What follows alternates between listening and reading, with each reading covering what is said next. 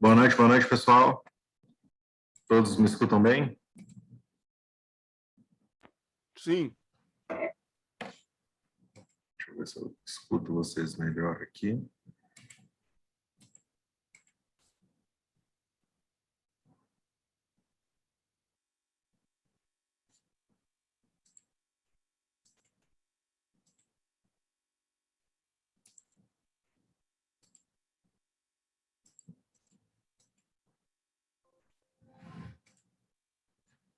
Todos me escutam alto e claro? Positivo. Beleza, beleza.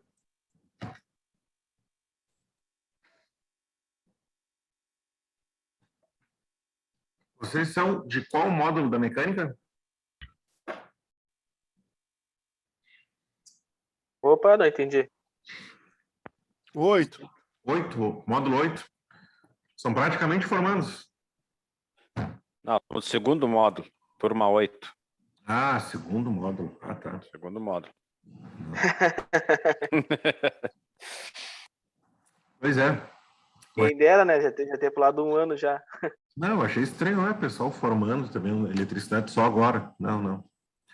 Então tá, pessoal, vou compartilhar aqui a tela. Antes disso, eu vou me apresentar, tá? Meu nome é Taigo, eu sou professor do curso de eletrotécnica, né? Eu sou da área da eletricidade, né? Sou técnico em eletrotécnica. Eu sou graduado em construção de edifícios e estou me formando agora esse ano em engenharia elétrica, né? Então, já tenho uma certa experiência aí na área da eletricidade.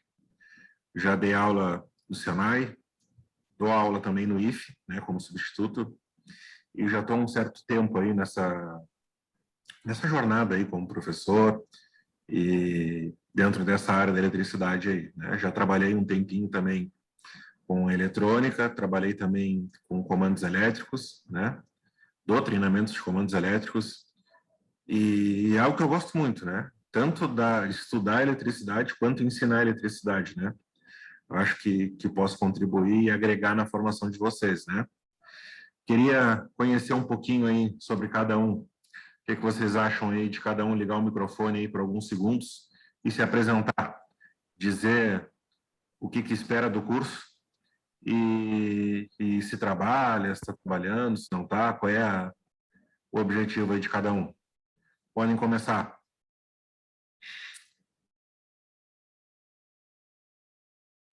Opa, sou Edson. Vou ligar a câmera aqui. Bom, sou Edson, trabalho na Canac e tô como auxiliar de manutenção lá.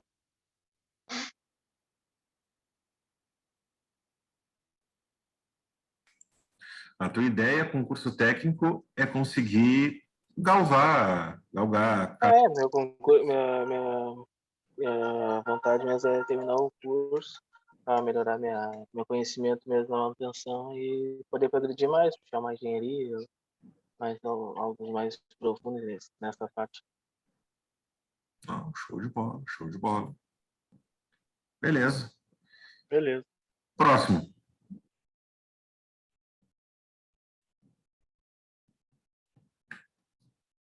Vamos lá? Quem é que se anima aí? Senão eu vou falando aqui. Boa noite, boa noite. Boa noite. Meu nome é Clay. Trabalho numa terceirizada na refinaria. Trabalho na manutenção lá. E estou fazendo curso para ver se... Que agora, hoje em dia, o pessoal quer tudo técnico para trabalhar como mecânico, né? Então, para abrir mais esse leque aí, para ter mais oportunidades. Isso aí. Show de bola, com certeza. Logo após que tu te formar, né, que tu ter teu CREA, que tu ter teu diploma, com certeza vão aparecer oportunidades, seja na tua empresa ou seja em outras empresas. Sim, sim.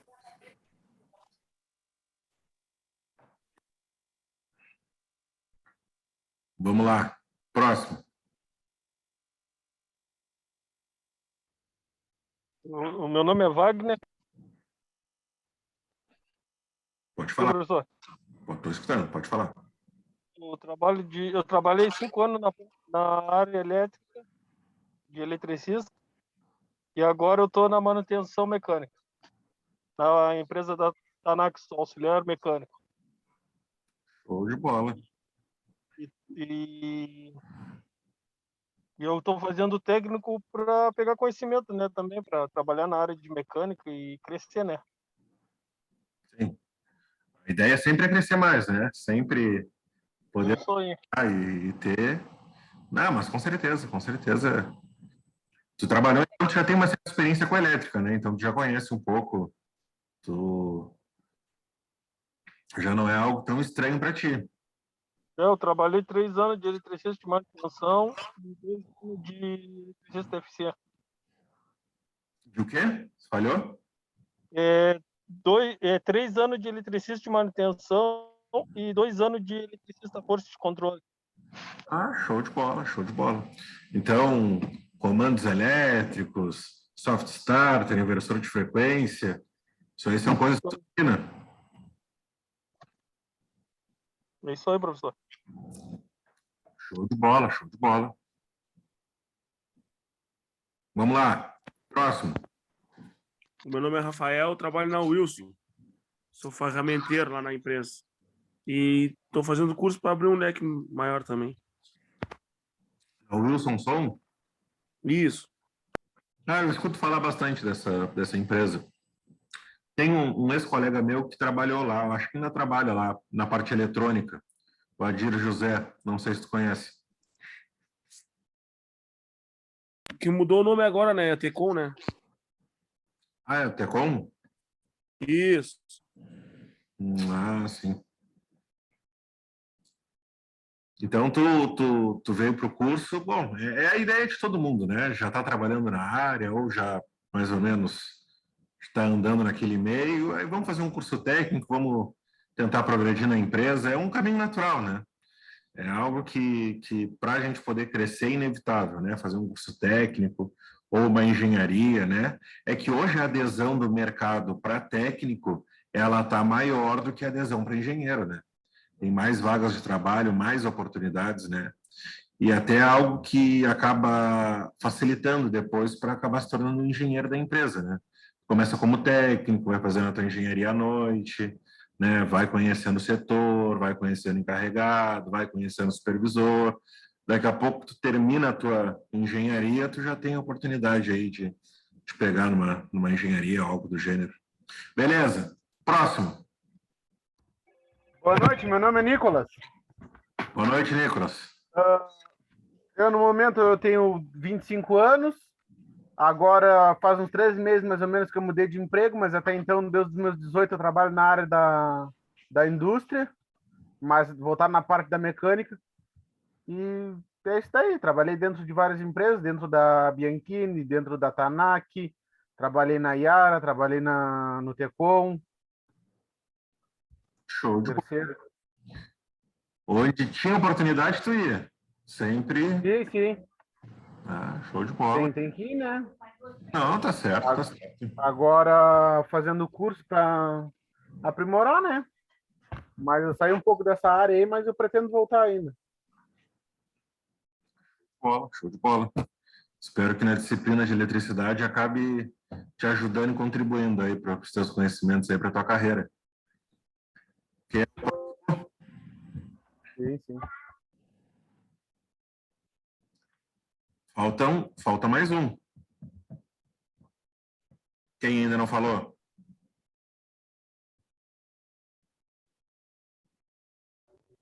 Opa, o Elson.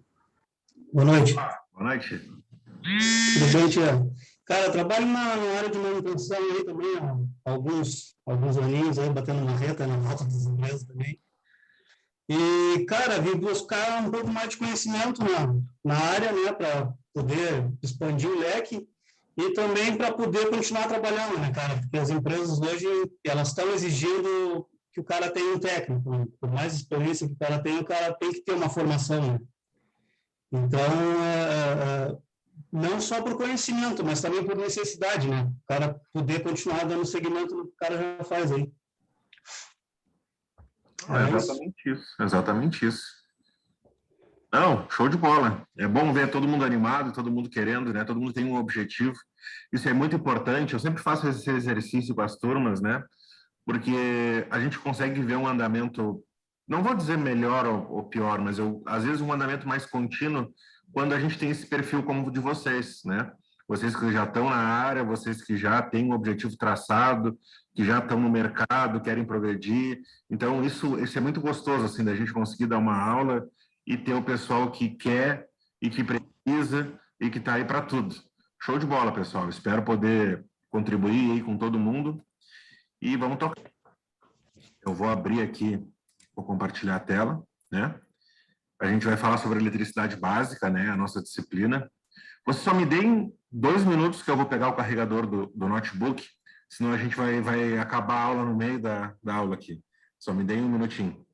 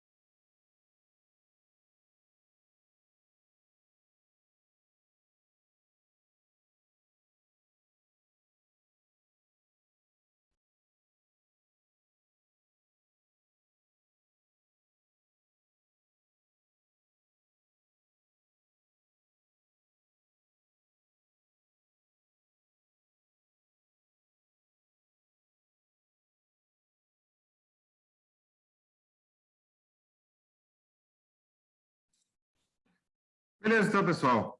Vi que entrou um colega agora, Elson. Nelson. Elson, né? Não, é eu. Aí que eu tô probleminha. Tá. Então tá, pessoal. Nós vamos falar então sobre a eletricidade, tá? Eu sei que, muito possivelmente, todo mundo aqui já tem um conhecimento prévio, né, da eletricidade. Uns um pouco mais, por já ter, talvez, trabalhado na área, ter feito algum bico como eletricista predial, ou ter trabalhado na indústria. Alguns outros já têm um conhecimento prévio que vem do nosso cotidiano. É algo natural, né? Ninguém vive hoje, nos dias de hoje, ninguém vive sem eletricidade. É algo que já está no nosso DNA, já está no sangue, né? E a eletricidade, ela tem um papel muito importante social, tem um papel muito importante industrial, em todos os eixos e aspectos, né? Uma coisa que eu percebo ao longo da minha jornada, da minha carreira, trabalhando com a eletricidade, é que quanto mais a gente estuda sobre esse tema, quanto mais a gente aprofunda livros, bibliografias, cursos, a gente percebe que, de fato, o ser humano tem um conhecimento muito pequeno sobre a eletricidade, né? E a maior parte das pessoas pode viver uma vida inteira, usar a eletricidade, usar os benefícios dela, mas não entender como ela funciona, tá? Porque esse conceito é um conceito subjetivo. É um conceito que não dá para a gente visualizar. A gente imagina. Eu não tenho como mostrar um átomo, um elétron, correndo por um condutor, fazendo a simulação da corrente elétrica. Eu não tenho como mostrar isso para vocês, vocês vão ter que imaginar, né? Isso é diferente de, por exemplo, usinagem, quando tu mede as peças, quando tu desenha, de solda, sabe? Quando a gente fala de uma parte mais conceitual da eletricidade, a gente conta muito com a imaginação de como ela vai funcionar. Então, por isso, existem pessoas que têm uma certa dificuldade em ver, em visualizar, mas nem por isso a gente não vai aprender como ela funciona e para que a gente usa ela, né? Não preciso entender da onde é gerada energia se eu só quero ligar minha televisão e ver meu filme, ou se eu só quero carregar o meu celular, ou se eu só quero ligar o meu micro-ondas. Isso não anula uma coisa ou outra coisa, né? A gente desconhece, mas utiliza. Beleza. A ideia aqui é que vocês vejam de uma forma mais ampla, uma forma mais aplicada, tá? Ficou controverso isso, não, de uma forma mais aplicada, né? Vocês vão ver amplamente, mas a gente vai direcionar para o que a gente vai trabalhar, né? Coisas que a gente precisa saber, tá? Usar um instrumento de medição, a gente vai precisar saber usar um multímetro, as escalas, né? Isso já vai ajudar muito para quem trabalha na área. Os conceitos básicos, as grandezas, o que é uma corrente, tensão, resistência. Isso daí a gente, assim, ó, não tem como fugir. Para saber eletricidade, a gente precisa saber distinguir o que é potência, o que é resistência, a lei de Ohm, para poder medir, calcular. A gente vai falar um pouco sobre instalação predial e a instalação industrial, tá? Isso daí é o foco geral da nossa disciplina, é o foco geral do que a gente vai abordar, né? Lógico, eu vou trabalhar com conceitos como se fosse para eletrotécnica? Não é a ideia, né? Vocês precisam saber aplicado dentro da mecânica, né? Acabou meu torno, desligou, tá, e agora o que eu faço? Né? Pô, vou lá, vou pegar o multímetro, vou fazer um teste de continuidade, vou lá ver se não desarmou um disjuntor, não vou ver se o disjuntor não rompeu. Pô, mas aí como é que eu vou testar o disjuntor? Qual é a escala que eu uso do multímetro? Tá, mas espera aí, como é que eu substituo o disjuntor? Com que parâmetro de corrente eu troco e coloco um disjuntor maior, menor, o mesmo? Essas dúvidas são coisas cotidianas. Quem trabalha na indústria, trabalhando com a parte mecânica, vai usar eletricidade. Vai dar manutenção? Não, vai ter um eletricista para fazer isso. Mas pequenas coisas que a gente está ali ao nosso alcance, a gente consegue resolver. Pô, daqui a pouco meu trabalho vai atrasar 2 horas até chegar o eletricista, até fazer isso aqui. Pô, é só um disjuntor. Eu tenho condições de identificar e trocar. É só um cabo que rompeu. Eu tenho condições de ir lá e trocar. É só um fusível. Sabe? São coisas que a gente tem como fazer e aplicar dentro da mecânica, tá? Meu objetivo aqui é esse. Vocês não vão sair daqui projetando quadros de comando, vocês não vão sair daqui projetando instalações prediais, vocês vão usar conceitos para ajudar na vida de vocês dentro da mecânica. Esse é o meu comprometimento, tá? Quem aqui nunca pegou um multímetro na mão, né? Quem aqui, eu tenho certeza que a grande maioria aqui já pegou um multímetro, sabe do que eu estou falando, né? Alguns aqui devem saber até ajustar a escala, né? Mas outros já não devem saber. Então, a ideia aqui é a gente desbravar isso e poder trabalhar dentro desses conceitos, tá? Mas, nós temos aqui, então, 15 aulas, tá? O meu método de avaliação é um método bem tranquilo, tá? Quem me conhece sabe que eu não sou muito de complicar, eu entendo que todo mundo aqui trabalha, entendo que todo mundo aqui tem horário complicado, família, mulher, sogra, eu não sei o quê, eu entendo que todo mundo aqui tem problema, tá? Então, eu vou deixar listas de exercícios, tá? Que a gente vai resolvendo junto, que eu vou deixar para vocês resolverem no espaço da aula, que eu acho mais justo, né? Eu não vou encher vocês de exercícios e pedir que vocês passem a tarde inteira fazendo isso, porque eu sei que vocês não têm esse tempo, né? Então a gente vai ver um assunto, vai discutir sobre ele, depois eu deixo um exercício, vocês fazem aula, eu ajudo vocês, e assim a gente vai trabalhando junto, tá? Eu não vou aplicar prova, eu não concordo com esse conceito de prova, né? Tem muita gente que tem um resultado bom com prova, que aprende mais e tal. Bom, na minha metodologia a gente não vai usar prova, vai usar listas de exercícios. A gente vai resolvendo as listas, beleza, show de bola. Eu trabalho muito com a confiança. Vou entregar a lista para vocês. Se vocês vão copiar de alguém, vão pegar da internet, vão pagar para fazer, bom, eu vou corrigir como se fosse vocês que tivessem feito, né? Eu sempre trabalho assim, todo mundo adulto, eu sou adulto, vocês são adultos. Se vocês, né, burlarem, fizerem, bom, aí quem vai estar tendo prejuízo de aprendizagem, aí vai ser maior para vocês, né? A ideia das listas são trabalhadas com problemas e conceitos que vocês podem acabar usando na prática, né? Então, daqui a pouco, mais lá à frente, era um conceito que vocês poderiam ter aprendido e poderiam ter aplicado lá na vida lá de vocês, que acabaram deixando de aprender, né? Mas é isso, pessoal. Sou tranquilo com falta, me avisem. Ó, professor, hoje eu vou estar enredado no trabalho. Professor, meu filho ficou doente. Não tem problema, né? Vocês podem assistir no YouTube, podem recuperar. A gente marca o horário de atendimento. Safo, tá? Eu sempre costumo brincar com meus alunos. Aqui a gente resolve, tá? Não se preocupem, a gente resolve, a gente dá um jeito, tá? Beleza? Pessoal, alguma dúvida? Querem perguntar alguma coisa, falar algo? O senhor faz intervalo, professor? Faço intervalo? O que vocês preferem? Preferem que... o que vocês preferem? Acho que a galera toda aí vai seguir. Tocar direto? Tocar direto. E até umas 8h30, por aí? Isso. É isso? Isso aí. Pode ser, não tem problema. Eu não dou muita bola para horário. Eu dou bola para o conceito. Se a aula foi produtiva, foi boa, pode ser até que seja 1 hora de aula, 1h20. Não tem problema. A aula tem que andar e vocês têm que participar, a aula tem que ser boa. A aula sendo boa, se for 1 hora, 1h30, se foi 2 horas, bom, não importa. Isso aí para mim é tranquilo. Então, se vocês preferem tocar direto, sair uns minutinhos antes, não tem problema, a gente ajusta entre nós, tá? Beleza? Beleza. Então tá, pessoal. Vamos tocar. Eu sou muito de falar, me freiem, tá? Quando tiverem dúvidas, perguntem 100 vezes, eu vou falar 100 vezes, eu vou trocar a metodologia, vou explicar de outro jeito, a gente vai resolver, tá?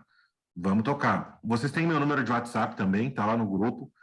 Podem me mandar áudio de 6 minutos, pode me mandar, sabe, 4 horas da manhã, tô no turno, tô não sei aonde, quero falar contigo. Me manda mensagem, posso não responder às 4 da manhã, mas assim que eu acordar, eu olho e eu respondo. Pode acontecer até de eu responder outro dia, mas eu sempre vou responder e vocês têm total liberdade. Se o troço for urgente, me liga, não tem problema, pega o telefone e liga. Professor, aconteceu isso, professor, estou com dúvida naquilo. Safo, tá? Eu não tenho frescura. Então vamos tocar, pessoal. Tranquilo? Safo? Então vamos tocar. Beleza, pessoal. Conceito básico de eletricidade, tá? Prótons e elétrons, tá? Nós temos o átomo, que é uma estrutura microscópica.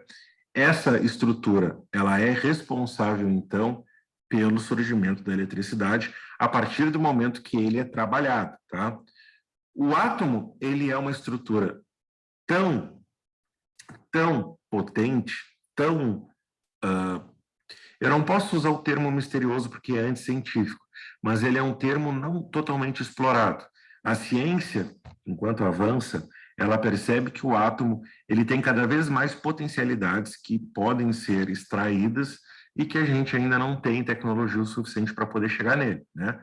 Se vocês perceberem os relatos históricos e verem, lá quando Roosevelt deu a liberdade para os Estados Unidos poder trabalhar com a bomba atômica, a gente viu a potência que a estrutura atômica tem, né? Então, tanto lá, quando a gente enriquece o urânio, coloca numa bomba e faz todo aquele princípio, ou quando a gente está trabalhando numa usina nuclear, tudo é feito através da manipulação com o átomo, tá? Na eletricidade, a gente trabalha com um conceito clássico de prótons e elétrons, tá? Então, os prótons, eles são as cargas positivas e os elétrons, as cargas negativas, tá? Então, tenham isso muito bem estabelecido. Átomo tem prótons e elétrons, tá? Ah, professor, os nêutrons, não. Depois a gente fala sobre isso, tá? Primeiro momento, a gente vai falar sobre prótons e elétrons, tá? Prótons, cargas positivas, elétrons, cargas negativas, tá? A eletricidade, ela geralmente é muito atrelada ao conceito de usinas hidrelétricas, de usinas termoelétricas, de usinas nucleares e tudo mais.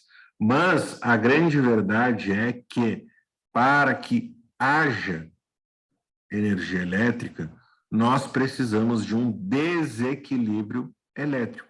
O que é um desequilíbrio elétrico? É nada mais do que pegar o átomo e fazer com que haja a movimentação dos elétrons, tá? Aí quem conhece um pouco mais pode dizer, não, mas espera aí, professor, a partir da convenção do sentido de corrente elétrica, a gente tem um sentido convencional e um sentido real. A gente sabe que o que pode caminhar não são os elétrons, podem ser os prótons e tal. Aqui a gente vai trabalhar com um sentido convencional, tá? A gente vai trabalhar a partir da movimentação dos elétrons na última camada do átomo, tá? Então, se eu conseguir fazer o átomo, o elétron da última camada do átomo se movimentar, seja do jeito que for, eu tenho energia elétrica.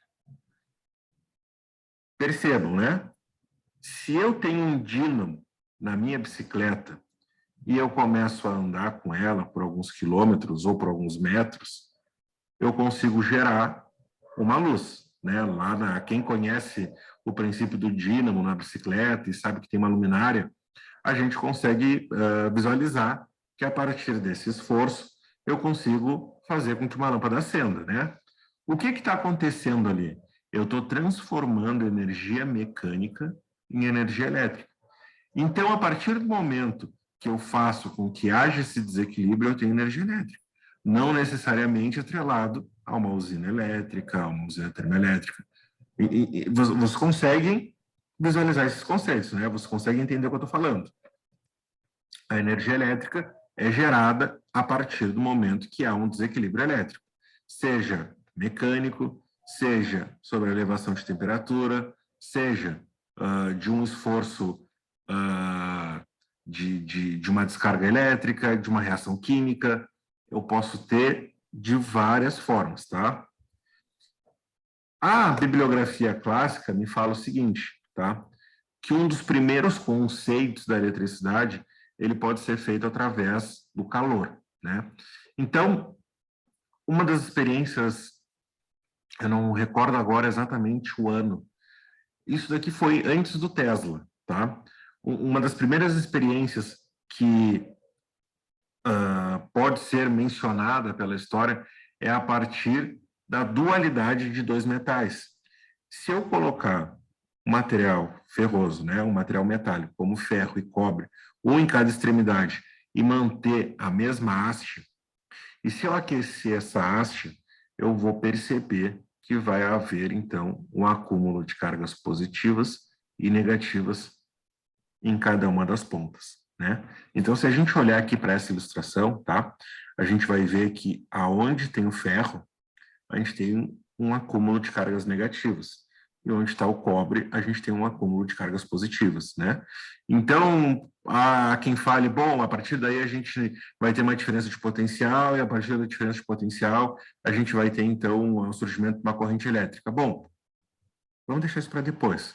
No primeiro momento, a gente precisa entender que, a partir do calor, é possível, então, ter energia elétrica. Ponto. Só isso que a gente precisa saber agora, tá? Pela descrição, então, né, pelo conceito, pela definição da experiência que foi feita, a gente pode saber, então, que quando há aquecimento, há troca de elétrons e prótons, causando desequilíbrio elétrico. Se eu desequilibrei, então, o átomo, eu tenho eletricidade.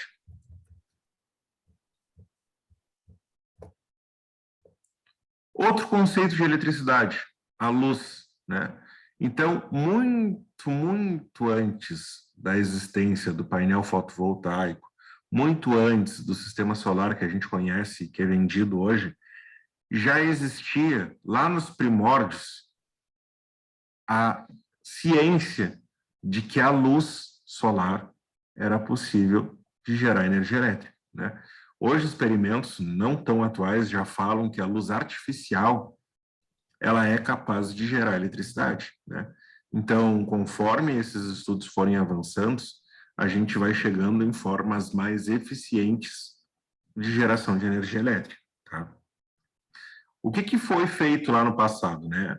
Se a gente pegar aí muitas bibliografias clássicas que falam sobre eletricidade, a gente vai ver esse experimento do ferro e do silênio, né? Então, foi feita uma estrutura em formato de L.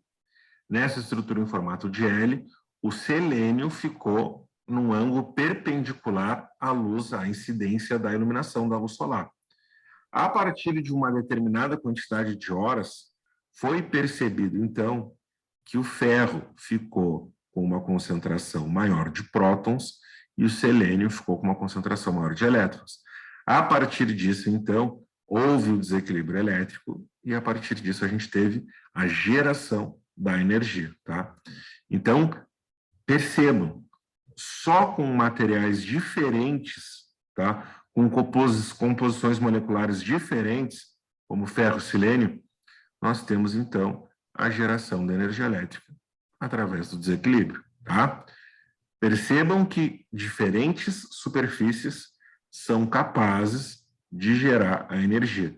Só que, geralmente, isso está atrelado a materiais que têm a composição metálica, ferrosa, né, que são superfícies mais propícias para o deslocamento dos elétrons, tá? Mas, o plástico não é condutor. Tá, ele é um isolante, ele não tem uma capacidade de condução como um cobre, por exemplo.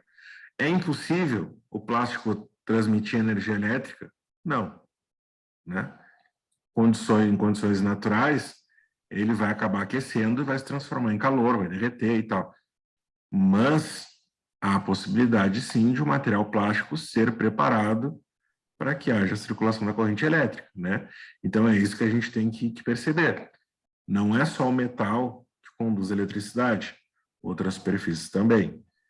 Aí a gente entraria no conceito de condutores, isolantes e semicondutores, mas isso, para o nosso estudo, não é algo tão relevante, tá? Eu só preciso que vocês entendam que, através do desequilíbrio elétrico, eu consigo, então, gerar uma corrente elétrica, beleza? Por definição, então, fala, né, que os materiais separados estão em equilíbrio, mas quando entram em contato e são aquecidos por uma luz, eles geram eletricidade por meio do desequilíbrio elétrico, que produz uma eletricidade de baixo nível, que serve como, por exemplo, para ligar e desligar o interruptor, né? Quem aqui lembra dos postes antigos, né? Quando fizeram os primeiros sistemas automáticos para fazer a iluminação pública, naquele momento, os sensores eles não eram tão sofisticados que nem eles são hoje. Existia um componente, que até hoje existe, né? Que é chamado de LDR, né, que é um resistor que era variável de acordo com a incidência da iluminação, né? Então, esse resistor ele podia aumentar ou diminuir a resistência conforme a luz fosse chegando na superfície dele, né? Então, naquele momento, já se sabia que os fótons emitidos pela luz solar era capaz de aumentar ou diminuir a resistência de um resistor sensível à luz, né? Então, já se percebia que a luz solar, ela podia gerar essa micro, não sei nem se micro, talvez menos que micro, de unidade de eletricidade capaz de ter essa circulação, né? Então, isso daí é algo que vem sendo aprimorado conforme os anos vão passando, mas que já se sabia há muito tempo, tá? A terceira ação, que foi mais trabalhada e explorada, tá? Principalmente quando a gente fala em corrente contínua, foi a ação química, tá? Então, o que acontece? Foi feito um experimento, tá? Um laboratório, com 2 recipientes, tá? Em cada um desses recipientes foi colocado 2 diferentes tipos de metais. Em um deles foi o cobre e no outro foi o chumbo, tá? Os 2 foram preenchidos com o mesmo ácido. Então, de acordo com a corrosão causada pelo ácido e pelos 2 diferentes tipos de materiais, percebeu-se que houve uma concentração de cargas, tá? Claro, quem fez experimento lá na escola, tentando gerar eletricidade com suco de limão e tudo mais, lembra que existia a ponte salínea, né? O que era a ponte salínea? Era uma forma que existia de que a concentração dos elétrons e dos prótons em cada um dos recipientes tivesse a circulação e o desequilíbrio, né? Então, o que acontece? Os prótons do chumbo foram para um lado e os elétrons do cobre foram para o outro, né? Então, houve, uma concentração maior de prótons e elétrons em cada um desses recipientes. A partir disso, a gente teve, então, uma polaridade, né? Então, a gente tem ali a possibilidade de gerar uma tensão elétrica, uma corrente elétrica. Claro, tudo em microescala, nesses experimentos, né?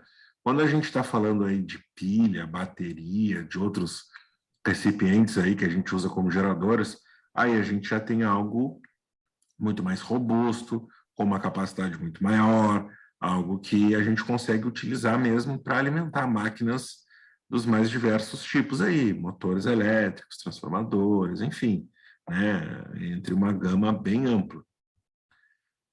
Outro conceito, né, que foi muito utilizado aí, que foi muito importante para que houvesse, então, a descoberta da eletricidade foi o atrito, né? Aí você deve pensar, então, mas o atrito é algo que não é tão utilizado. Pessoal, o atrito é muito mais utilizado para geração de energia elétrica do que a gente consegue imaginar, né? O que acontece? O atrito é uma das formas de captação que a gente tem através de uma energia mecânica, né? Então, se eu tenho lá um dínamo que está sendo movimentado através do pedalar de uma bicicleta, eu tenho lá o material que está fazendo o atrito entre esse movimento, entre a haste desse pequeno motor, que está gerando, então, aquela pequena corrente que vai ser responsável pelo acionamento da lâmpada, né? Então, aqui a gente pode ver o caso clássico de definição de atrito através do exemplo da barra de vidro e da lã, né? Então, a gente pode dizer que a lã é neutra, né? E a barra de vidro também. E a partir de um determinado ponto, se eu fosse esfregando, atritando a lã e o vidro, eu poderia perceber que a lã ficaria carregado negativamente, enquanto o vidro ficaria carregado positivamente. Eu teria uma diferença de potencial através do atrito.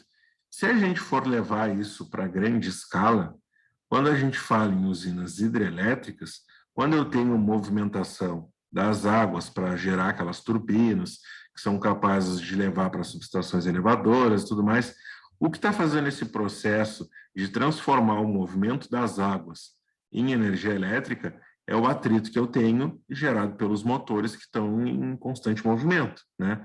Então, o atrito, ele foi revolucionário para os estudos da eletricidade, poder entender que o contato entre uma superfície com a outra poderia gerar, então, o desequilíbrio do átomo, fazendo com que a gente tivesse, então, a energia elétrica. Pessoal, até aqui, tranquilo? Estou indo muito rápido? O que vocês estão achando? Tranquilo. Tranquilo? De boa? Ninguém com nenhuma dúvida? Então, vamos tocar. Conceito, tá? Sobre o magnetismo. O que é o magnetismo, então, pessoal? Se a gente começar a falar de um eixo mais histórico, a gente vai falar, então, sobre a magnetita, tá? Que era uma pedra que foi encontrada em uma região montanhosa. Agora, eu não lembro exatamente aonde foi, mas eu acho que o nome da cidade era Magnésia. Eu não tenho certeza.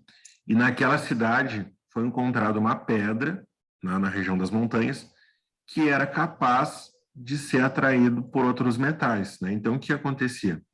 Naquela época, o pessoal usava a bengala metálica, né? E os aldeões, eles acabavam subindo montanha, descendo montanha, né? Para levar alimento, para descer e tal. E a comunidade mais idosa acabava andando de muleta, andava de bengala e tal. E aí, no caminhar desse pessoal, eles percebiam que a sua bengala conseguia atrair algumas pedrinhas. E essas pedrinhas acabavam ficando na superfície dela e tal, e às vezes tinham dificuldades em conseguir repelir, desgrudar e tudo mais. Aí, depois de um determinado período, percebeu-se então que ao redor daquelas pedras existia algo chamado de linhas de campo, linhas de força e campo magnético, né? Então, esse campo magnético que rodeava a essas pedras tinha capacidade de atrair metais ou repelir metais, tá? Isso eram propriedades naturais, né? Então, o que acontece? O magnetismo pode ser enquadrado como a capacidade natural de um material em atrair ou repelir outros materiais metálicos, ferrosos. Só que hoje, né, a gente tem o eletromagnetismo, que é o magnetismo induzido, né? Então, se a gente pegar um motor elétrico, um motor monofásico, um motor trifásico, lá dentro dele existe um núcleo, tá? Que acaba fazendo com que tenha um movimento giratório do meu eixo, do motor, que é produzido através do eletromagnetismo, através da circulação de corrente elétrica por condutores, que geram ao seu redor esse campo magnético, que entra em contato com outros campos magnéticos das outras bobinas, das outras espiras, e aí eu tenho, então, esse movimento, né? Só que, claro, não vamos antecipar. Aqui, nesse primeiro momento, a gente está falando só sobre o magnetismo natural, né? Então, eu tenho um ímã que tem algumas regras, tá? Primeira regra, para que haja um material, um ímã, um material magnético, eu preciso de um polo sul e um polo norte. Se eu fatiar esse ímã ao meio, o que vai acontecer? Ele vai gerar outro polo sul e outro polo norte. Um ímã nunca vai ter uma única polaridade. Um ímã nunca vai ter um único polo, tá? Nunca, nunca. Eu vou cortar em 1000 fatias e ele sempre vai gerar um campo, um polo sul e um polo norte, e vai ter um campo ao seu redor, tá? Então, a gente vai ter aqui, ó, conforme a gente vê, sempre as linhas de força vão sair do polo norte e vão entrar no polo sul. Isso daí não tem como a gente mudar, não tem como... Internamente, aí sim, vai do sul para o norte, mas externamente vai ser sempre do norte para o sul, tá? Eu lembro que quando eu estava fazendo meu curso técnico, isso há, olha, uns bons anos atrás, né? Mais de 15 anos, um professor colocou um material que era pó de ferro, pó de ferro, pó de ferro, e colocou duas polaridades, né? Uma para gerar um polo norte e outra para gerar um polo sul. Ele conseguiu induzir eletricidade naquele campo que fez com que o pó de ferro fizesse ranhuras. E isso daí é ao redor, né, das duas polaridades sul e norte. E a gente conseguia identificar certinho as linhas de campo. A gente conseguia ver elas ao redor do material magnético, né? Então, foi um experimento que eu nunca mais esqueci, né? Foi muito ilustrativo, assim, e a gente conseguiu ver essas linhas de campo, né? Então, a gente consegue, mesmo sem visualizar, saber que ao redor do material magnético tem essas linhas e essas linhas sempre vão do polo norte para o polo sul. Beleza? Tranquilo? Aqui, pessoal, a gente consegue ver, então, tá? O eletromagnetismo, né? O que seria esse eletromagnetismo, então? Seria o magnetismo induzido de forma artificial, né? Então, quando a gente trabalha com bobinas, quando a gente trabalha, então, com motores, transformadores, a gente sabe que há a possibilidade, então, da indução de um campo magnético, né? Aqui a gente está fazendo da forma mais simplória possível, né? A forma mais simples, a simulação de um eletroímã, né? Então, o que acontece? Eu peguei uma fonte geradora de energia, né? Nesse caso aqui, uma fonte geradora em corrente contínua, coloquei no material metálico aqui, né? Um parafuso, e fiz uma bobina ao redor dele. O que acontecia, então? Quando a corrente elétrica circula por esse material, vai gerar um campo magnético ao redor desse condutor. Só que, como esse condutor está entrando várias vezes em contato um com o outro, eu vou ter, então, um fluxo magnético. E esse fluxo magnético vai me dar essa possibilidade, então, de atração ou repulsão de outros materiais metálicos. Aqui a gente pode ver, então, uma bússola, né? É que, nesse caso, isso aqui era um vídeo, mas como a gente está em PDF, ele não está mostrando. Quando eu colocava esse parafuso em contato com a bússola, a gente podia ver, então, o deslocamento do ponteiro, e a gente via, então, que existia um polo norte que estava sendo induzido ou repelido, né? Então, a gente conseguia ver muito nitidamente que existia, sim, um campo magnético ao redor desse parafuso. É algo bem interessante para a gente conseguir perceber que há, através da interação humana, né, através dessa força artificial, que a gente consegue, então, ter os benefícios do magnetismo. Aqui a gente pode falar, né, sobre o eletromagnetismo, uma aplicação dele, né, muito clássica, né, muito utilizada até hoje, né, em todos os setores, que é o motor elétrico, né? Então, o que acontece aqui? Aqui nós temos um polo norte e um polo sul, né? Então, através do engajamento dessas linhas de força, eu consigo fazer com que o polo norte ou o polo sul se atraiam ou acabem se repelindo, né? Então, esse processo acaba gerando o campo magnético girante, né? Ele gera esse campo que tem a possibilidade de girar. E, através disso, eu consigo transformar a energia elétrica, a energia mecânica em energia elétrica. Ou eu consigo gerar a energia mecânica através da energia elétrica, né? Posso gerar uma a partir da outra, né? Não faz diferença. Se eu tiver um esforço mecânico muito grande, eu consigo gerar energia elétrica. Se eu tiver energia elétrica, eu consigo gerar um trabalho, uma energia mecânica tranquilamente, né? Falando um pouco sobre o resumo do magnetismo, do eletromagnetismo ou da eletricidade como geral, né? Nós temos, então, dentro do eletromagnetismo, o magnetismo, tá? Que tem um ímã, que pode ser um ímã permanente, ou pode ser um eletroímã, né? Esse eletroímã, ele vai ter a capacidade de atrair ou repelir só quando a corrente elétrica está circulando sobre ele. Ele não vai ser um ímã de tempo integral, né? Que é diferente do ímã permanente. Temos também a eletricidade, que é dividida sobre dois ramos, né? A eletrostática ou a eletrodinâmica. A eletrostática, ela está ligada diretamente a faíscas, raios, descargas naturais, e ela pode ser de uma alta voltagem ou de baixa corrente. Na eletrodinâmica, que é o que a gente utiliza em aparelhos eletrônicos, carros, trens, ela pode ter uma alta voltagem, né, ou baixa, e pode ter uma alta ou baixa corrente também, uma coisa não interfere na outra. O eletroímã, né, que é aquele que ele funciona a partir da circulação da corrente elétrica, ele também vai ter uma corrente elétrica que ele pode girar também, tá? Ele pode induzir uma corrente elétrica sem problema nenhum, tá? Então, falando um pouco aqui sobre os conceitos de eletricidade, sobre as criações que a gente... sobre as formas de geração de energia que a gente mais conhece, né? Uma delas é o sistema hídrico, né? É através das usinas hidroelétricas, né? E é como a gente já tinha comentado anteriormente, né, através do movimento das águas.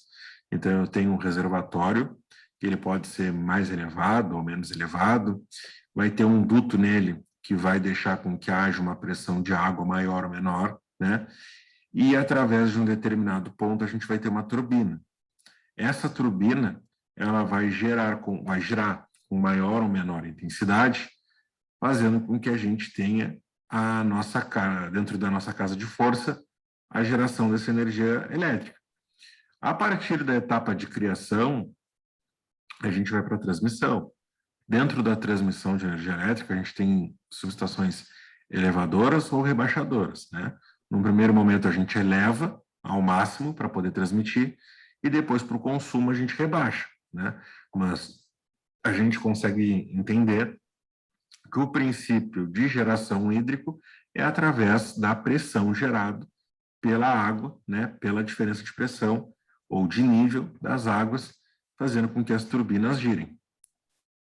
Depois disso, né, um dos conceitos que tem um impacto ecológico muito maior, né, um conceito que não é muito bem visto por muitos segmentos, que é do sistema termoelétrico, né?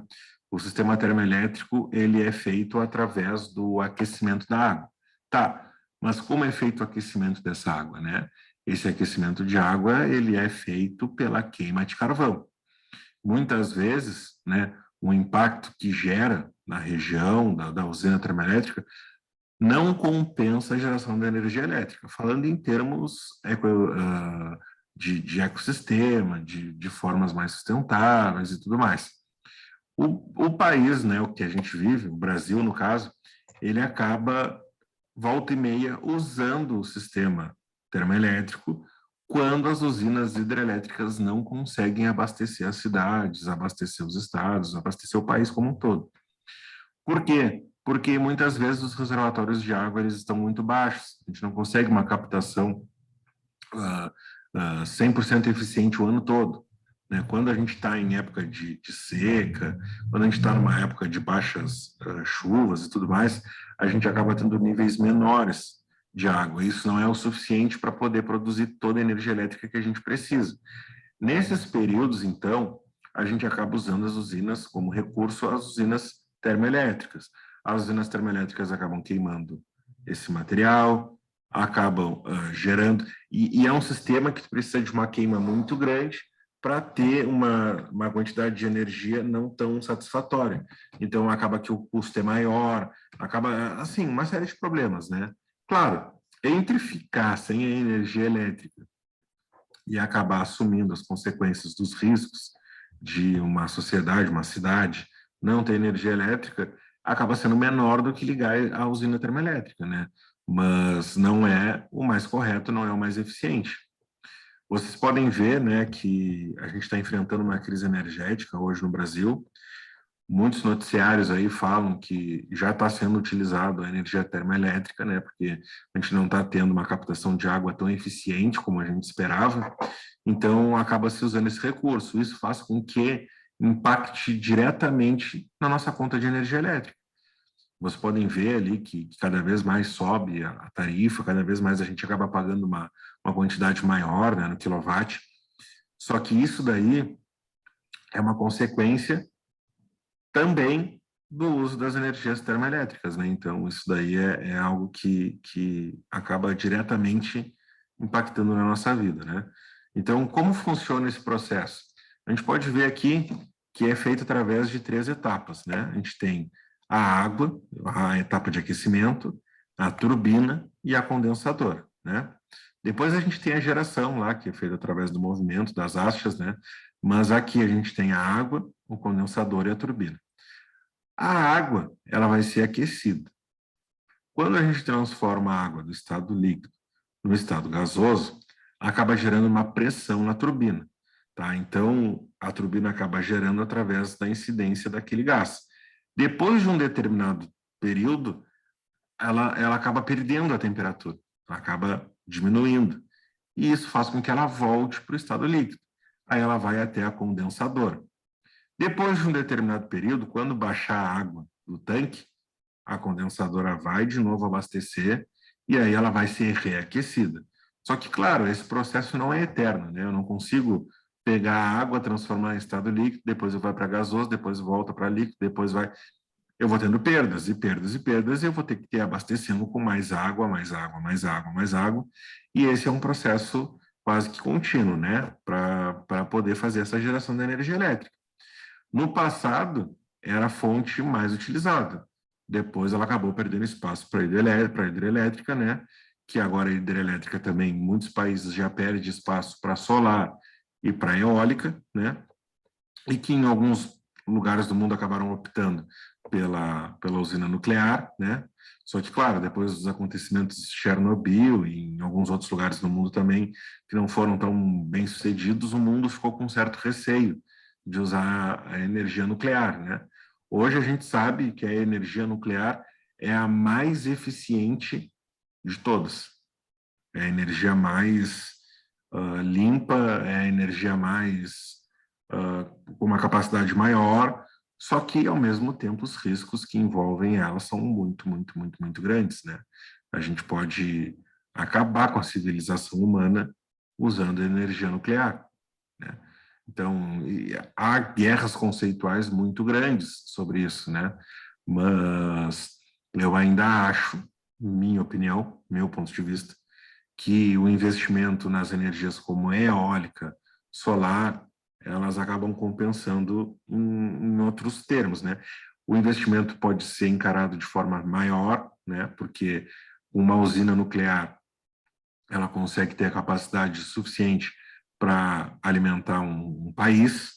A gente precisaria de milhares e milhares e milhares de usinas solares para ter o mesmo rendimento, mas ao mesmo tempo a segurança que a energia solar nos proporciona é infinitamente maior do que a usina nuclear, né? É algo bem complexo e contraditório de se discutir. Eu tenho colegas da área da eletricidade que defendem arduamente a usina nuclear. Eu tenho alguns receios, né? Mas isso aí é uma discussão que ainda vai levar muitos e muitos anos aí pela frente. Taylor, Pode falar. e essa usina que andam falando que vai sair em Rio Grande, isso é uma termoelétrica igual essa que tu está falando aí? Olha, não estou sabendo. Tá para sair uma usina em Rio Grande? Não tem uns papos de que ia sair uma usina, uma coisa assim, andou uns papos um tempo atrás aí de vir uma usina para Rio Grande. Eu ouvi falar sobre um novo projeto de energia eólica, né, que estava para sair, mas aí era eólica. Agora, termoelétrica, não, eu ouvi falar que em Jaguarão ia sair uma, né? Estavam lá com um projeto e tudo mais, mas agora para Rio Grande eu desconheço, né? Não sei, não ouvi falar nada. Cara, uma vez, isso é não sei até se é verdade ou não. Andaram fazendo até uma manifestação, que disseram que ia sair ali aqui perto, entre os dois postos ali, entre o Buffon e o Mongarato ali, sabe? Onde tem uma pistinha de avião, sabe? Não. Tu é de Rio Grande, não? Sei, sou. Ali onde era o Humaitá, ali onde era o aeroporto. Não, cara, não. Aqui já na 392. Vai pra Barra, professor. Tá, eu sei. Tá. Pois, Não, eu te perguntei, tu comentou disso aí agora, eu me lembrei de vou questionar para ver. Mas deve ser. pode falar. Isso daí já faz um tempinho, né, Elcio? Pois é, cara, faz uns tempo já. 4 ou 5 anos, né? Isso mesmo. Eu estava na obra da Bianchini e a Profab estava fazendo orçamento para fazer um gasoduto da Argentina para cá, para Rio Grande. Isso mesmo. Eu me lembro desse papo aí. Bom, não, o gasoduto eu lembro, né? Agora da termoelétrica eu não. Sim, e eu estava conversando com um coordenador da Profab, professor, e ele disse que era para teria um ponto de acesso ali entre os dois postos e iria para a refinaria. Foi o que ele me disse. Bom, pode ser. Poderia ser. Quando a gente fala em energia para abastecimento industrial, o que acontece? Nessas situações, não vale tanto a pena tu contratar o serviço de uma distribuidora, como a CE ou como outra abastecedora de energia elétrica, e tu fazer a queima do teu próprio material. Por exemplo, a refinaria, ela teria capacidade, não digo suficiente, mas ela teria uma capacidade muito grande de poder alimentar a própria energia dela com o material próprio dela, como o gás de cozinha que é produzido. Tem o gás, ele é queimado, né? Uma boa parte dele, né? Ele não pode ser comercializado. Tem algumas ressalvas aí que já são discutidas há muito tempo, né? Então, quando a gente tem o abastecimento de uma indústria grande, talvez eles acabem optando por sistemas como esses, né? Como a termoelétrica ou como outros dispositivos aí de alimentação. Nesse caso, eu não sei. O impacto ecológico é muito intenso, né? É um impacto muito grande. Eu não sei nem se a legislação da cidade permitiria isso. Eu não sei se existe alguma cláusula no plano diretor ou algo do gênero que liberaria para que isso acontecesse, né? Mas como a gente vê aí muita coisa também que não pode e acontece, eu não duvido de nada, né? Mas, bom, não saiu, né? Não saiu. Algum motivo para isso tem, né? Isso aí, com certeza. Mas você já trabalha há quanto tempo na refinaria?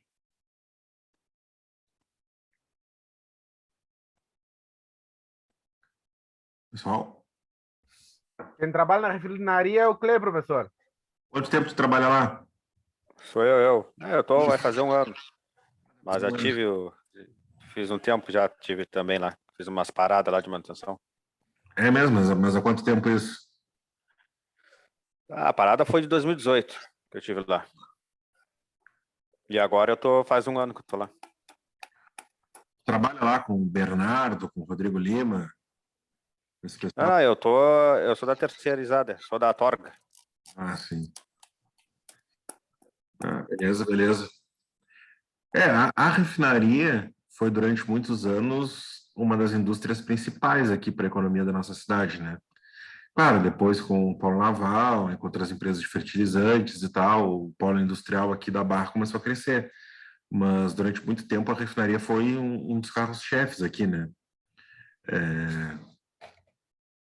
Deixa eu liberar aqui que entrou um colega agora. Mas é isso, né? Eu ia falar, agora eu acabei esquecendo. Tinha uma coisa que eu tinha anotado para falar e acabei deixando passar a anotação. Mas é isso, né? O processo termoelétrico ele não é um processo tão eficiente. Agora eu lembrei.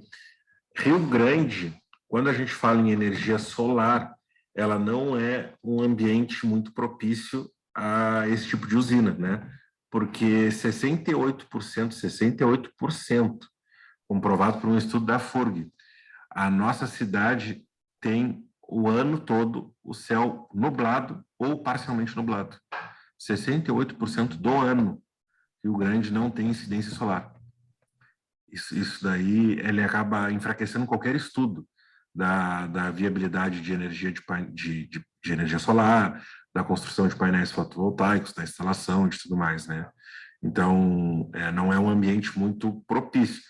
Tem resultados bons, suficientes? Tem, né? Não vou dizer para alguém que não colocar um sistema fotovoltaico ou um painel na sua residência, mas não é tão satisfatório como, por exemplo, na Bahia, né? Não é tão satisfatório como em outras regiões do país que a gente tem uma incidência solar muito maior, né? Claro, só a luz solar é o necessário? Não, tem outros fatores, a radiação do dia, tem outras formas de justificar isso, mas ainda a luz seria o mais importante, né, de todos eles. E aqui a gente não tem, né? Então não é uma cidade tão boa para isso. Aqui falando um pouco sobre os ciclos transformativos de energia, a gente pode ver que a imagem não ficou muito boa, né? Depois eu tenho que trocar essa imagem. Mas a gente tem, então, a geração, a transmissão e a distribuição, tá? A geração a gente está trabalhando lá nas usinas, seja ela hidrelétrica, termoelétrica, seja que for, nuclear, eólica, não importa. Toda e qualquer usina, depois da etapa de geração, vai levar o que conseguir gerar para uma subestação elevadora, que essa subestação elevadora vai tentar elevar ao máximo possível aquilo que foi gerado para poder transmitir. Depois da etapa de transmissão, né, que a gente tem aí, através de torres metálicas, torres de concreto, seja das torres que forem, a gente tem a subestação abaixadora, que é essas que tem nas entradas das cidades, né? Então, a gente tem algumas distribuídas por região e elas tentam rebaixar a energia ao máximo para depois a gente poder distribuir, né? Então, por exemplo, assim, na nossa residência, no nosso bairro, digamos assim, a gente tem o 220, 127, a gente tem a distribuição lá por fases, né? Quando chega na cidade, ela está muito maior essa distribuição por fase. 4.400, até mais, dependendo da situação. Vai chegar até uma subestação, ela vai rebaixar e, através disso, ela vai distribuir para cada bairro, para cada região da cidade, para o centro, para a área rural, para a área... Então, a gente precisa rebaixar para poder usar. Porque o que a gente tem na nossa residência, o que é? 127, 220. Se a gente tem uma oficina, algo que tem um equipamento mais específico, um 380. Nada além disso. Para a indústria, aí sim, aí a gente trabalha com altas correntes, com altas tensões, que também vai sendo rebaixado e distribuído conforme a necessidade de cada setor, conforme cada núcleo de produção interno, né? Então, isso daí ele é bem específico para cada situação que a gente tem. Mas, como um todo, o ciclo transformativo de energia, ele é gerado através dessa forma. Geração, depois subestação elevadora, transmissão, subestação abaixadora e a distribuição como um todo, né? A gente acaba, às vezes, abaixando 2, 3 vezes até chegar na nossa residência a energia que a gente usa. Beleza? Tranquilos? Então, vamos adiante. Geração, então, por definição, né? É a produção de energia, é a produção de eletricidade utilizando geradores através das fontes primárias, vento, calor e água, tá? Transmissão. A transmissão da energia elétrica é elevado, né, através de subestações elevadoras para ser transportadas para grandes distâncias através de cabos nus de alumínio com alma de aço sustentados por pontes ou torres metálicas, né? Então, o que são esses cabos nus de alumínio com alma de aço, né? Como a gente chega a tensões elevadíssimas, quando a gente está na etapa de transmissão, o cobre ele não daria conta suficiente, né? Ele não conseguiria transportar tudo isso. Então, o que acontece? A gente acaba colocando o alumínio, que também é um condutor, tem uma boa capacidade, não tem uma capacidade de condução tão boa quanto o cobre, mas ele tem uma boa capacidade de condução, e com uma alma de aço. Por quê? Porque o aço vai dar resistência suficiente para esse cabo acabar não se rompendo, para acabar a temperatura não danificando o condutor, e nem algo do gênero. Por que ele é um cabo nu? Porque ele não tem nenhum tipo de isolante à volta dele. Porque o isolante, na alta temperatura que ele acaba chegando, não conseguiria isolar, né? Ele ia acabar atingindo o seu coeficiente de dilatação, ele ia acabar derretendo, né? Então, isso não seria o suficiente para manter. Então, por isso ele é nu. Ele vai tendo a perda de temperatura direta para o ambiente, né? Então, ele vai aquecendo e vai trocando o tempo inteiro, né? É a forma mais eficiente? Hoje já se tem um consenso que não, mas ainda é a mais barata e é mais viável, né? Então, é a que se tem aí e que aos poucos vai sendo substituída. Depois disso, então, né, a gente tem a distribuição, que é feita através das subestações abaixadoras. Nela, a energia é abaixada e é distribuída direto ao consumidor, né?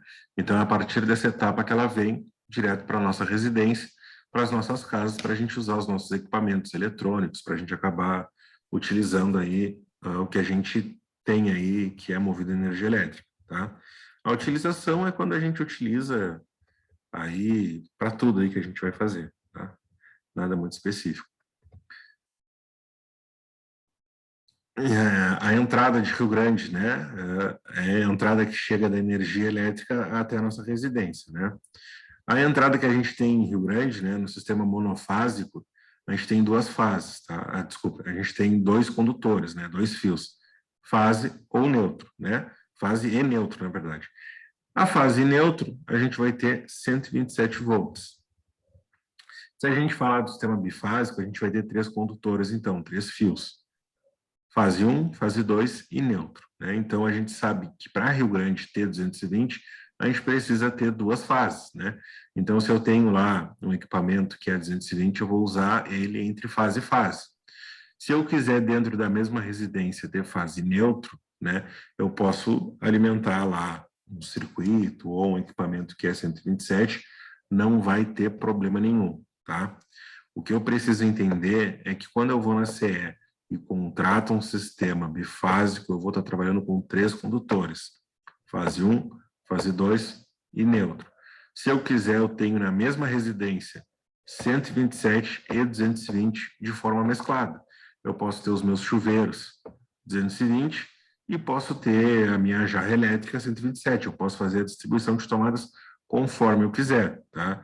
Isso daí para o sistema bifásico. Se eu estiver falando de monofásico, eu vou ter só uma única fase, um único neutro, e aí eu vou ter apenas 220, eu vou ter apenas 127 naquela residência, né? Então, para eu ter o 220, eu preciso de 2 fases.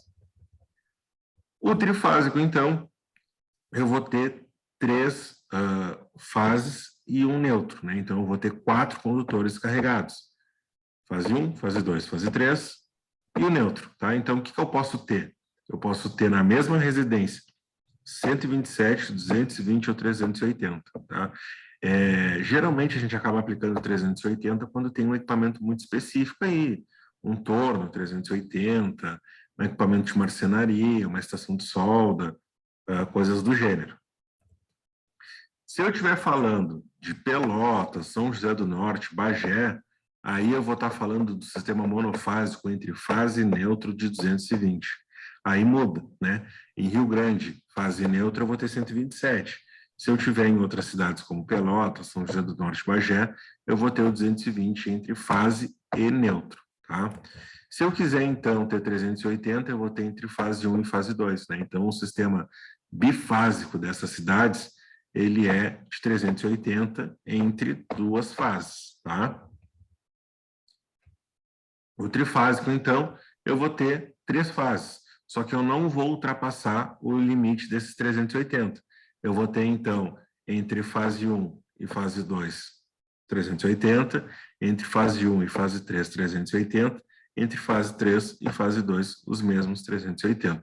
Se eu quiser o 220, eu vou usar qualquer uma das 3 fases e um neutro. Falando aqui, então, um pouco sobre as tabelas, né, entre baixa, média e alta tensão, de acordo com a NR10, a gente tem corrente alternada e corrente contínua. Não se preocupem com isso, que na próxima aula a gente vai falar sobre os conceitos de corrente alternada e corrente contínua, tá? Alta tensão, a gente vai ter em corrente alternada tudo que for acima de 1000 volts, na corrente contínua acima de 1500 volts. Baixa tensão, ela vai na corrente alternada estar entre 50 volts e 1000 volts, tá? Já na corrente contínua, a gente vai estar entre 120 volts e 1500 volts. A extra baixa tensão, EBT, né, tensão de segurança, a gente vai ter na corrente alternada igual ou menor a 50 volts e na corrente contínua menor ou igual a 120 volts. Beleza? Pessoal, para a primeira aula hoje, então, tá? Eu vou liberar um pouco mais cedo, vou liberar agora. Se alguém tem alguma dúvida, tem algum questionamento, pode me perguntar aqui, tá? Eu vou fazer a chamada. Voltando um pouquinho ali, tu voltava no trifásico ali 380, tá? Fase 2 e fase 3, ou fase 1, fase 2. Aonde? Em Rio Grande ou em outras cidades? Na fase 220, tá? Nessa situação aí, teria como fazer 440 ou não? Como é que fica o 440? Onde? Aqui, se eu estivesse falando em outras cidades, Bagé, Pelotas e tal. Isso. Aí, Tá. para eu ter 440, o que eu ia precisar? Primeiro, eu ia ter que ir na distribuidora, ia ter que fazer uma solicitação, tá? A partir disso, eles iam me dar essas fases aqui, e aí eu teria que ter uma tomada específica que fosse compatível com aquela rede. Em Rio Grande, para tu ter um exemplo para tu entender, em Rio Grande, se eu quisesse ter 380, eu ia ter que ter 3 pinos na minha tomada. Já, se eu quisesse ter os mesmos 380 em Pelotas, a minha tomada poderia ter os 2 pinos, não teria dificuldade nenhuma. Se eu estivesse falando em Pelotas para mim ter os 440, aí eu teria que ter a entrada com as minhas 3 fases, tá? Então ele teria que ter 3 pinos, aí eu conseguiria ter o 440 em Pelotas. Se eu quisesse ter em Rio Grande, aí eu teria que ter uma tomada que fosse ajustada àquele meu sistema para eu poder ter a tomada abastecendo. Entendeu? Tá, assim, com a fase 220, as 3 fases, eu tenho 440, é isso? Com as 3 fases, em Pelotas, sim. Em Rio Grande, E em Rio Grande? Em Rio Grande, não. Aí eu ia ter que fazer o quê? Eu ia ter que ter uma entrada de 4 pinos naquela tomada para poder ter os 440. Então, eu teria que ter 4 fases, é isso? Não necessariamente. Se eu tivesse contratado um serviço específico da distribuidora, eles conseguiriam me largar uma fase lá, se fosse para a indústria, um 220 com uma fase só. E eu conseguiria trabalhar o 440 entre 2 fases, entende? Se eu estou falando aqui da entrada residencial. Se eu tivesse pedido de distribuição industrial, mas eu posso ter. Aí eu teria que ter 4 entradas. Ia ter que ter 127 em cada uma delas. Aí não tem problema nenhum. Então, com a fase 220, 3 fases eu tenho 440. Com a fase 110, eu preciso das 4 fases 110 para fazer um 440, é isso? Exatamente. Entendi. Beleza? Beleza. Vamos pegar a chamada aqui.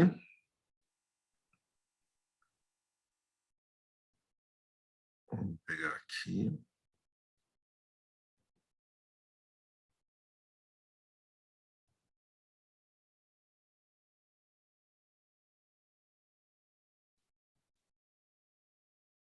Cristiano Moisés.